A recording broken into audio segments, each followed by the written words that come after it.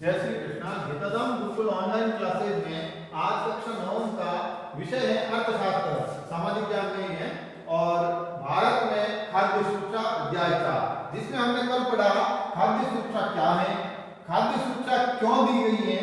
अब हम और हमें यह भी पता पड़ा था कि खाद्य सुरक्षा क्यों दी गई, उसमें हमने ये पढ़ा कि आपदा के समय खाद्य सुरक्षा जरूरी होती है और आवश्यक भी होती है।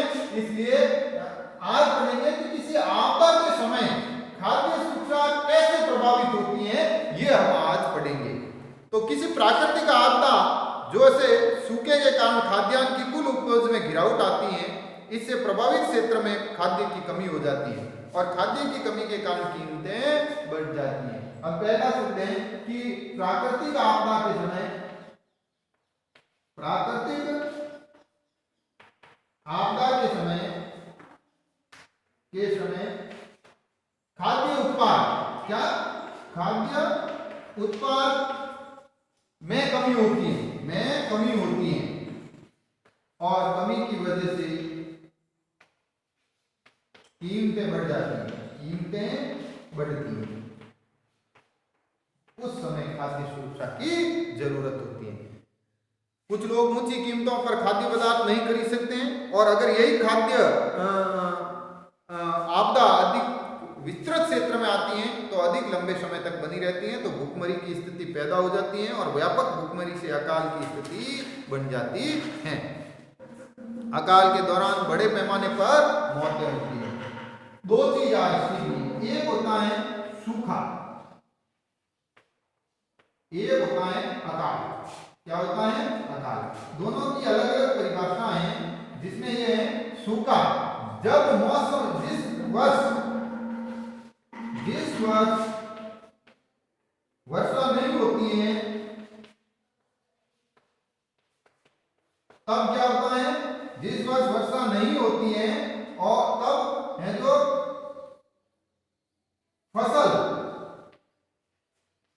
फसलें कम या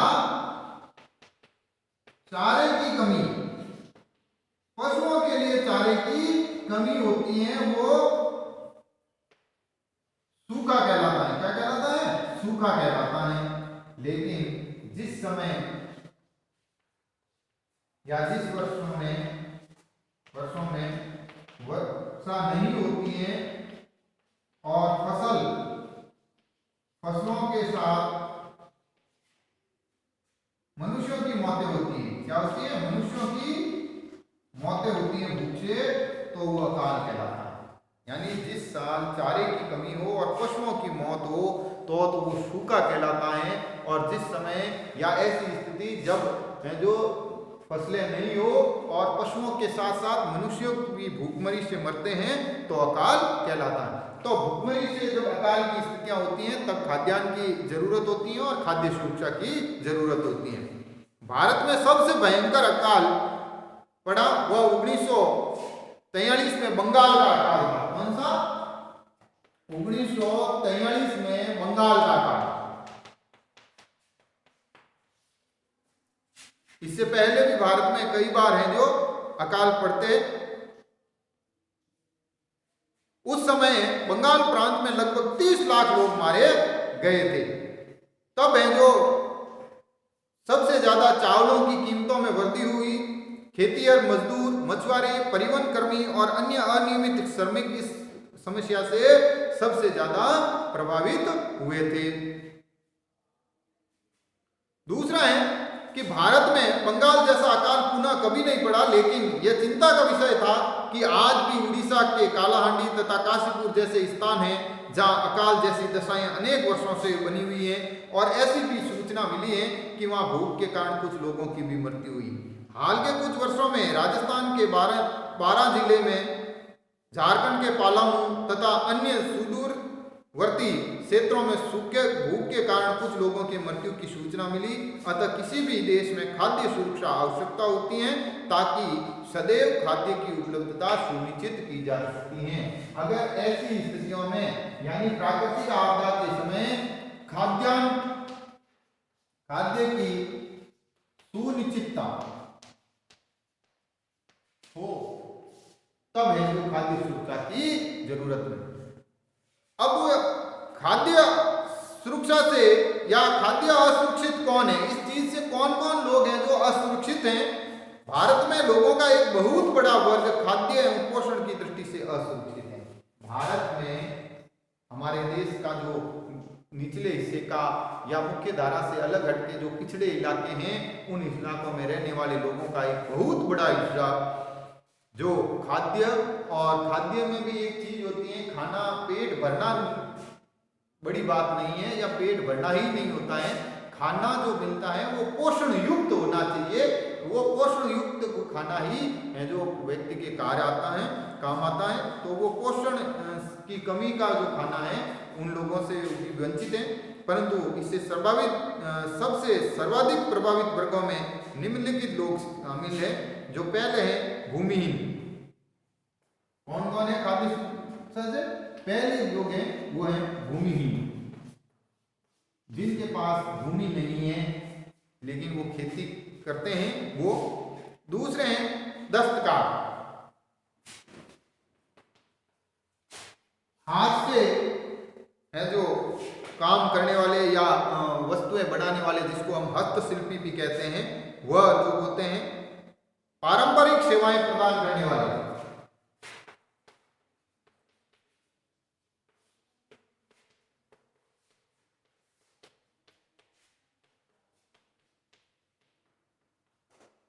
पारंपरिक सेवा प्रदान करने वाले जैसे तुरई वादक। अब तुरई वादक की साल में 1-2 बार जरूरत पड़ती है, शादी विवाह या खुशी के मौकों पर, बाकी समय वो क्या करेगा, तो वो भूखमरी से जूझेगा। उसके साथ ही है छोटा मोटा काम करने वाले निराश्रित लोग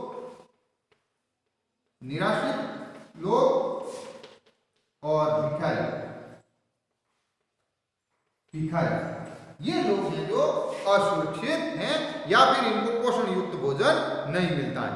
शहरी क्षेत्रों में खाद्य की दृष्टि से असुरक्षित वे परिवार हैं जिसमें कामकाजी सदस्य प्राय कम वेतन वाले व्यवसाय और अनियमित श्रम बाजार में काम करते हैं। शहरों में कुछ ऐसे लोग भी होते हैं जो उनका वेतन होता है वो परिवार के लोगों की संख्या के हिसाब से नहीं होता है। जैसे वेतन तो मिलता है 2 लोगों का पालन पोषण के लायक और परिवार में 6 लोग हैं, तो फिर वो उस हिसाब से वो भी असुरक्षित हैं और इतनी ही कम मजदूरी दी जाती है कि वो जीवित रह सकते हैं।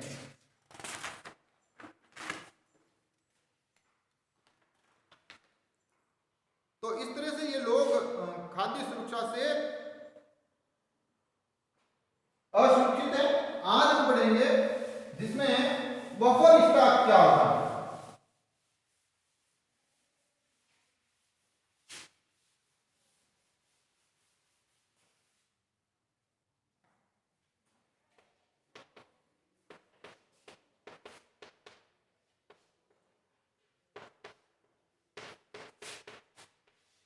बफर स्टॉक क्या है?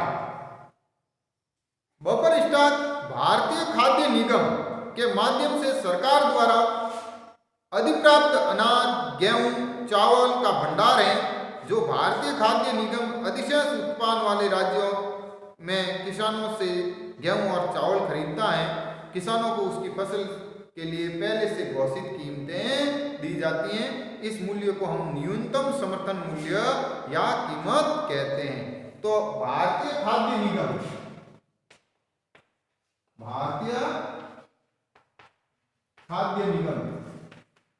एक संगठन और संस्था है जो भारतीय किसानों से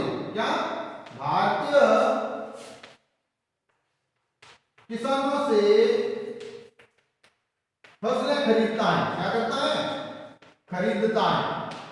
लेकिन ये फसलें कौन सी फसलें खरीदता है? जो फसलें मंडी या मार्केट में, मंडी या अन्य स्थानों पर बेचे जाने के बाद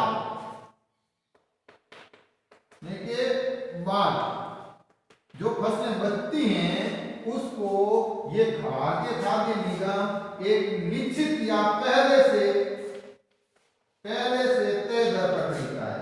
तय दर पर खरीदता है। पहले से तय होती है फसल की इस साल गेहूं की ये कीमत रहेगी, इस कीमत पर ये भारतीय खाद्य निगम खरीदेगा। अगर इससे ज्यादा अगर आपको कहीं कीमत मिलती है तो फिर आप पहले वहां बेच दो, अगर कहीं नहीं बिकता है तो फिर वो इस मूल्य पर है जो खरीदा जाएगा। तो वो इस तरह से जो समर्थन मूल्य होता है इसको कहते हैं न्यूनतम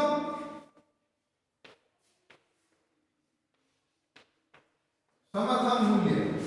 क्या कहते हैं? न्यूनतम समर्थन मूल्य। ये न्यूनतम समर्थन मूल्य है जो में जो फसलें खरीदी जाती हैं उन फसलों को खाद्य निगम के गोदामों में रखा जाता है, जिन्हें बफर स्टॉक कहा जाता है। इन फसलों को प्रोत्साहन देने के उद्देश्य से बुआई के मौसम से पहले ही सरकार न्यूनतम समर्थन मूल्य घोषित कर देती है और खरीदे हुए अनाज खाद्य भंडारों में रखा जाता है। और सरकार बफर स्टॉक क्यों बनाती है? ऐसा इसलिए करती है कि कमी वाले क्षेत्रों में और समाज के गरीब वर्गों में बाजार कीमत से कम मूल्य पर लोगों में वो वितरण किया जा सकता है। इस कीमत को निर्गमन कीमत भी कहते हैं। क्या कहते हैं? इस न्यूनतम मूल्य पर जो खरीद होती है, इस खरीद के बाद इसको बेचा जाता है। क्या बेचा जाता है? लेकिन बेचा भी कैसे? कम मूल्य पर। कैसे? कम मूल्य पर बेचा जाता है, जिसे निर्गमन मूल्य कहते हैं। क्या कहते हैं? निर्गमन मूल्य कहते हैं। सरकार घाटा उठाकर जो अनाज बेचती है उससे यह खराब मौसम में या फिर आपदा काल में अनाज की कमी की समस्या को हल करने में मदद करता है। तो इस तरह से ये बफर स्टॉक है और भारत में है जो खाद्य। कल हम इसके बारे में अगला जो आपका टॉपिक है उसमें ही पढ़ेंगे कि खाद्य सुरक्षा क्यों है और क्या है इसके लक्ष्य होने चाहिए।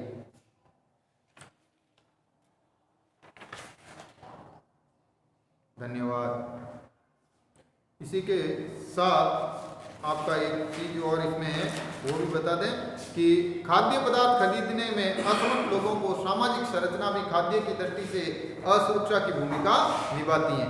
जिसमें कुछ लोग खरीद नहीं पाते हैं, उसमें वो लोग हैं जैसे SC ST के लोग हैं, अनुसूचित जाति हैं, जनजाति हैं, पिछड़ी जाति हैं, निचले तबके के लोग हैं, भूमिहीन या कमजोर लोग हैं। इस तरह से खाद्य की दृष्टि से असुरक्षित लोग वो भी गिने जाते हैं जो प्राकृतिक आपदाओं से प्रभावित होते हैं।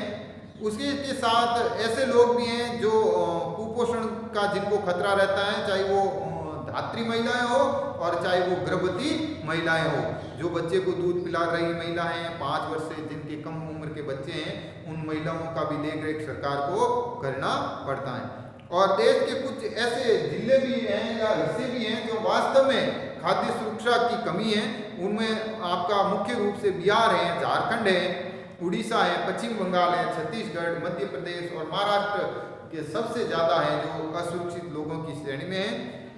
दूसरा यह भी है कि भुखमरी की दृष्टि से असुरक्षा को इंगित करने वाला दूसरा पल है गरीबी, जो एकमात्र नहीं है कि गरीबी कुछ लाती है। इस तरह की दृष्टि से असुरक्षित होने से वर्तमान में भुखमरी की समस्या बढ़ जाती है और भविष्य में भुखमरी का खतरा कम रहता है। भुखमरी के दीर्घकालीन और मौसमी भी आयाम होते हैं। भुखमरी के कई कारण होते हैं जो लंबे समय तक भी चलते हैं। कई बार एक मौसम विशेष में, जैसे आदमी को वर्षा या मानसून के समय उसको मिलता रहता है रोजगार, लेकिन बाद के महीनों में नहीं मिलता है, तो वो बाद के महीने उसके मौसमी महीने कहलाएंगे। कई बार ऐसा भी होता है जब वो व्यक्ति कुछ चीजें खरीद लेता है और कुछ खरीदने में वो असक्षम होता है जो उसकी पहुंच से बाहर होती हैं। तो इन चीजों में भी उसको भुखमरी से ग्रस्त होना पड़ता है जो चीजें उन्हें। और ग्रामीण क्षेत्रों में ज्यादातर मौसमी प्रकृति के कारण भुखमरी का कारण होता है और शहरी क्षेत्रों में होता है वो होता है आय में कमी।